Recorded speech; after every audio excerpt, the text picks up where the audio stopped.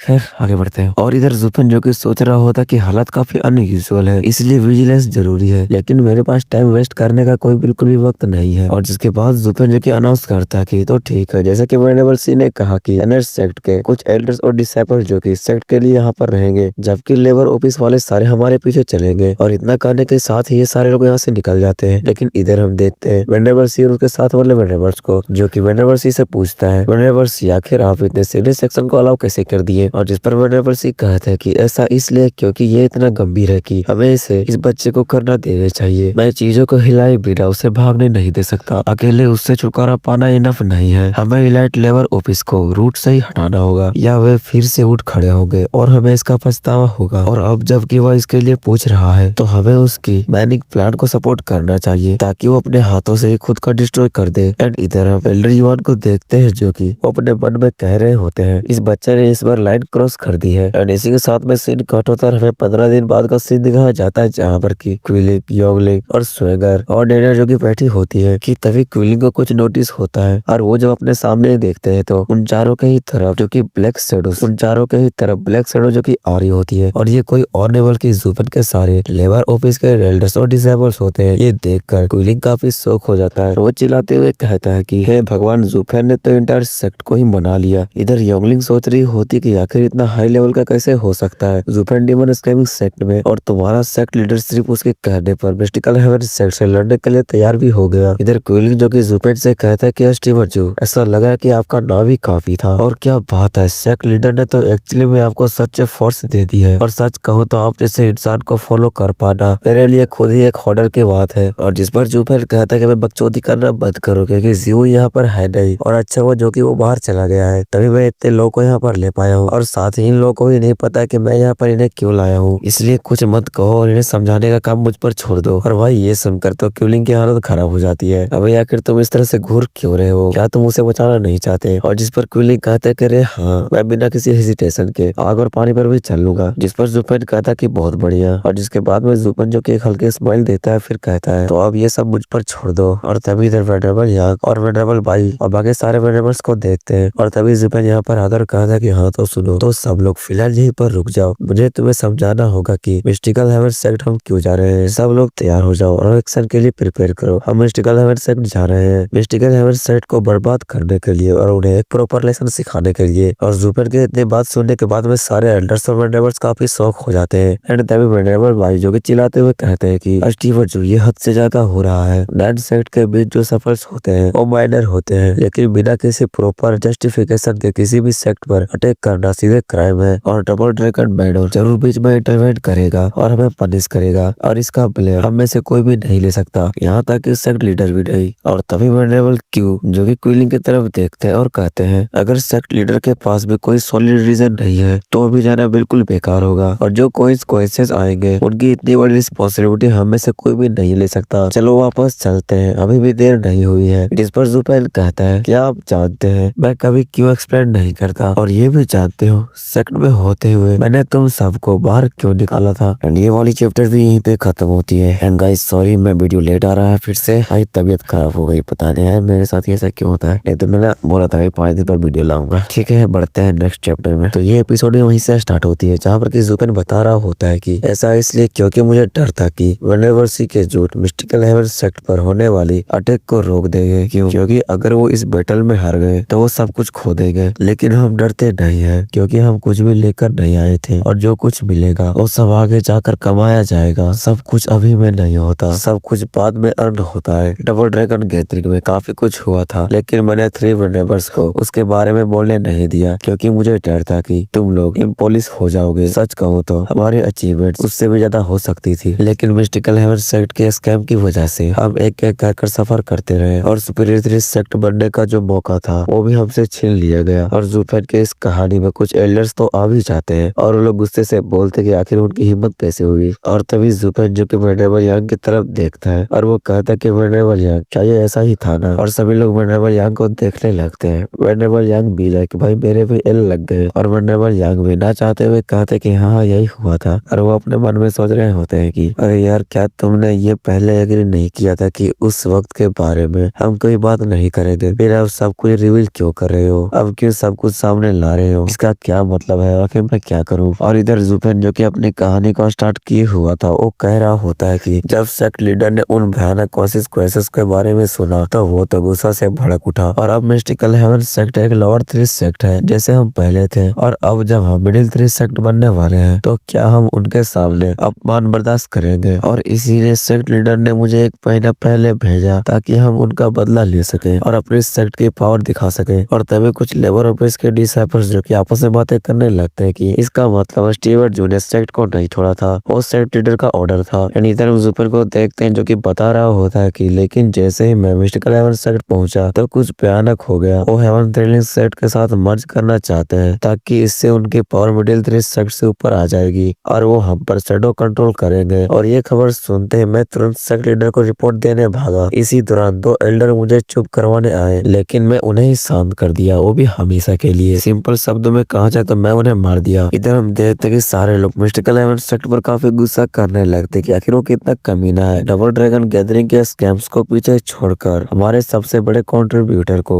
मारने के लिए एल्डर्स को भेजना, अब उन्हें हम पनिश करेंगे। क्या उन्हें लगता है कि डिमन स्कैमिंग सेट के साथ में कोई भी खिलवाड़ कर लेगा? और इधर हम जुपेन को देखते हैं जो कि एक स्माइल करता है क्योंकि उसका प्लान काम आ रहा था। और फिर वो कहता है कि ये सब सुन के सेक्ट लीडर भी भड़क उठा और वो खुद पर्सनली डील करना चाहते थे, लेकिन तुम सब भी जानते हो सेक्ट लीडर अभी हर तरह कई एम्पायर्स के साथ में बातें कर रहे हैं और अगर हम दो सेक्ट के परिसर में पीछे हट गए तो हमारा नाम मिट्टी में मिल जाएगा। और इसीलिए सेक्ट लीडर ने मुझे पहले मूव लेने का बोला, सिर्फ इसलिए कि हम हेवन थ्रोन को नहीं हरा सकते तो मतलब ये नहीं है कि हम उसके लिटिल ब्रो को भी हाथ नहीं लगा सकते। इसलिए सेक्ट लीडर ने अपना बैज मुझे दिया और अब यहाँ की जिम्मेदारी मेरी है। चाहे डबल ड्रैगन मैनर हमें सजा दे, लेकिन हमें अपनी इज्जत के लिए हमें लड़ना ही पड़ेगा। और अब हम मिडिल 3 सेक्ट है, कोई लोअर 3 सेक्ट नहीं जिसे कोई भी आकर छेड़ दे। ये फाइट हमें ऑफिशियली मिडिल 3 सेक्ट के लिए एस्टेब्लिश करेगी और जब तक mystical heaven sect completely destroy नहीं होती तो थोड़ी सी पनिशमेंट में क्या बड़ी बात है। अगर जरूरत पड़ी तो मैं वो तो 2000 होली स्टोन भी वापस कर दूंगा, बस वेस्टर्न लैंड में हमारा नाम और इज्जत बनी रहनी चाहिए। और इधर हम देखते कि जुपेन का प्लान जो कि सक्सेसफुल हो रहा था एंड सभी के अंदर जो कि जोश भरी थी और जुपेन जो कि इनके अंदर और जोश भरते हुए कहता कि चलो हम सब मिलकर उन सभी को मिटा देंगे। और सारे लोग जो कि जुपेन की इस बात पर एग्री भी होते हैं। और साथ ही इधर हम क्वीन को देखते हैं जो कि काफी शौक में होता है कि जुपेन की इस बात ने सभी के अंदर आग घोल दी है और ये सब लोग अभी लड़ने के लिए तैयार है। अगर यहाँ पर सेक्ट लीडर भी आ जाएंगे तो भी ये लोग नहीं रुकेंगे। और एल्डर क्यू को देखते हैं जो कि वो भी सोच रहे होते कि अगर मुझे इस बारे में कुछ नहीं पता होता तो शायद मैं भी इनकी बात पर आ जाता। और इधर फ्रेंड्रेबल यामू काफी शौक होते कि ये बेस तो वो है जो कि डबल ड्रैगन गैदरिंग में लीडर बनने के लिए यूज होती है। और तभी एल्डर क्यू बोलते हैं कि स्टीवर चू मिस्टिकल हेवन सेक्ट साइज में लगभग हमारे बराबर ही है, लेकिन अब हम सबको साथ लिए बिना ही जा रहे हैं और सीधा उनके होम ग्राउंड पर अटैक करने वाले हैं। उनके अटैक के पीछे उन्हें हराना काफी मुश्किल होगा और बाकी के एल्डर्स इस बात पर एग्री करते हैं। लेकिन तभी कोई जुपेन का नाम पुकारता है ब्रदर जू और सभी लोग जो कि आसमान की तरफ देखने लगते हैं। और तभी हम आसमान की तरफ देखते हैं जहाँ पर हमारी पुरानी यादें जो कि ताजा हो जाती है। और ये हमारा होता है टियान्यू एम्पायर का लू क्लेन का यंग मास्टर जिसका जुपेन बटलर था और इसका नाम यूहान है जो कि आते हुए जुपेन से कहता है कि हमारी हेल्प तो बनती है ना। और जिसे देखते हुए जुपेन बोलते कि अब हमारे पास इनफ है। और यूहान जो कि आते हुए जुपेन से कहता कि ब्रदर जू मैं आपको काफी दिनों बाद देख रहा हूँ, आखिर आप कैसे हैं? और जिस पर जुपेन जो कि यूहान से कहता है कि मुझे काफी राहत मिली है कि तुम एक क्लैन लीडर के रूप में ढाले जा रहे हो और वैसे भी तुम्हें लू क्लैन को लीड करने के लिए स्किल तो रहना चाहिए। और जिस पर यूहान कहता है कि ये सब इसलिए पॉसिबल हुआ क्योंकि ब्रदर जू ने स्टेज तैयार करके रख दी थी और वैसे भी 3 स्टीवर सब संभाल रहे थे, इसलिए क्लैन हेड होते हुए भी मुझे ज्यादा चिंता नहीं थी। और जिस पर जुपेन कहता है कि उन तीनों को तियान्यू का वेस्ट 3 कहा जाता है और ये टाइटल बेकार नहीं था। जब वो तुम्हारे साथ थे तो मुझे बिल्कुल भी कोई चिंता नहीं थी। और जिस पर यूहान कहता है कि लेकिन बिग ब्रदर जू मैं हमेशा यही उम्मीद करते रहा हूँ कि तुम वापस आओगे और इसीलिए मैंने ग्रेटर स्टीवर्ड की जगह हमेशा से खाली रखी है। और जिस पर जुपेन कहता है कि क्या मैं जब वापस आऊंगा तो फिर से स्टीवर्ड बनूंगा? अरे यार मैं अभी तरक्की कर रहा हूँ, मैं उतना नीचे नहीं जा सकता। और जिस पर यूहान कहता है कि अरे यार एक और सीट खाली है, वो है मेरी बहन का हस्बैंड, तुम चाहो तो वो भी हमेशा के लिए रिजर्व कर सकते हो। इस पर जुपेन कहता है कि अरे यार छोड़ो यार, मुझे स्टीवर्ड ही बनना बेहतर रहेगा। और अब मेरे पहले से ही एक वाइफ है, उसे बचाने के लिए मैंने तुम्हें हेल्प के लिए जेट स्लिप भेजी थी और उसे सेव करने के बाद में मैं वापस लू क्लैन आने वाला हूँ। और जिस पर यूहान जो कि शौक होते हुए कहती है क्या सच में? एंड तभी जुपेन के पास में एक और बंदा मिलने आता है। एंड गाइस बताओ कि यार ये बंदा किस किस को याद है? खैर मैं बता देता हूँ, ये एल्डरली जो कि जुपेन से कहते हैं कि स्टीवर जू मैं इस पल का काफी दिनों से इंतजार कर रहा था कि मैं तुमसे फिर से मिलूं। और जिसके बाद में जुपेन जो कि एल्डरली के साथ साथ में सारे लोगों को थैंक यू कहता है यहाँ आने के लिए। और जिसके बाद में ये सारे लोग जो कि जुपेन को थैंक यू कहते हैं और जिसके बाद में जुपेन भी इनको थैंक यू कहता है और बोलते कि तो चलो अब हम मिस्टिकल हेवन सेक्ट पर रेस्ट करते हैं। और जिस बात पर ये सारे लोग जो कि एग्री करते हैं और इसी के साथ में रेबल यंग को देखते हैं जो कि सोच रहे होते हैं कि तो ये है स्टीवर जू का परिवार, इनका बॉन्ड बिल्कुल गोल्डन लक जैसा है, सदियों तक टूटने ना वाला। और इसीलिए कोई हैरानी नहीं है कि स्टीवर जू ने डिमन स्कैमिंग सेट के ब्राइट ऐशो आराम को छोड़कर घर वापस जाना चुना। ये फैमिली वाकई हर कुर्बानी के लायक है। लेकिन तभी सब लोग शौक तो तब होते हैं जब कोई दूर से चिल्लाता हो आता कि पापा। एंड हम देखते कि वहाँ पर जुफेन का बेटा आया हुआ होता है, इसका नाम मैं भूल गया, ठीक है यार मैं इसे पहचानता हूँ लेकिन मैं इसका नाम ही भूल गया। जिस पर जुफेन कहता है कि बच्चे आखिरकार तुम आ ही गए, मुझे तो लगा था कि वो बुढ़ा तुम्हें आने नहीं देगा। और जिस पर जुफेन का बेटा कहता है कि भाई मुझे कोई भी रोक क्यों ना रहे, लेकिन मैं अपने पापा कह दे भाई मैं आ जाऊंगा कहीं से भी। और इधर हम देखते कि डिमन स्कैमिंग सेक्ट वाले सारे लोग काफी शौक होते हैं क्या जुफेन का एक बेटा भी है। और ये लोग अपने मन में सोच रहे होते कि 7 साल का बच्चा थ्रिल स्टेज में है, इसका मतलब पूरा का पूरा फैमिली ही भाई मिस्टीरियस है। और जिसके बाद में जुफेन कहता है कि बक बक बहुत हो गया, अब हमें मिस्टिकल हेवन सेक्ट पर अटैक करने के बारे में बात करनी चाहिए। और इसी के साथ में ये वाला चैप्टर भी यहीं पे खत्म होता है।